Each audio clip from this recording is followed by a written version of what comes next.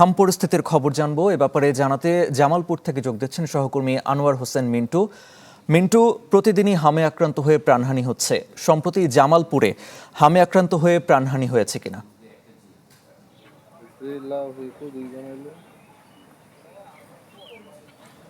হ্যাঁ, না আরিফ, প্রথমেই যদি জানিয়ে রাখি যে জামালপুরে যে হাম পরিস্থিতি শুরু থেকে এ পর্যন্ত এই যে আমি যে হাসপাতালটিতে আছি, এটা জেলা সদর হাসপাতাল, এই জামালপুর জেলা সদর হাসপাতাল থেকে কোনো ধরনের মৃত্যুর খবর আমরা পাইনি। তবে সরিষাবাড়ি উপজেলার একজন রোগী এই জামালপুর হাসপাতাল থেকে রেফার হওয়ার পর ময়মনসিংহ হাসপাতালে গিয়ে মারা গেছে।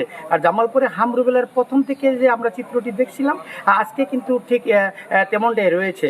হামের যে উপসর্গ এই নিয়ে কিন্তু প্রতিদিন হাসপাতালে রোগী আসছে, তাদের মধ্যে কেউ চিকিৎসাপত্র নিয়ে বাড়ি চলে যাচ্ছে, আবার অনেকেই কিন্তু হাসপাতালের যে আইসোলেশন ওয়ার্ড রয়েছে সেখানে কিন্তু তারা ভর্তি থাকছেন।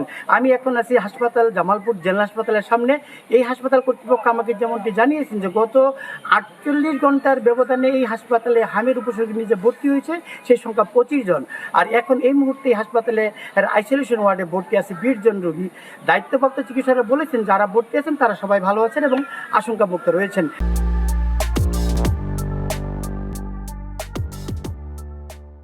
আরিফিন, এই হাসপাতাল কর্তৃপক্ষ আমাকে যেমনটি জানিয়েছেন যে এই পর্যন্ত এই হাসপাতাল থেকে চিকিৎসা নিয়ে অর্থাৎ হামের শুরু থেকে এ পর্যন্ত যারা সুস্থ হয়েছেন সেই সংখ্যা হলো 780 জন।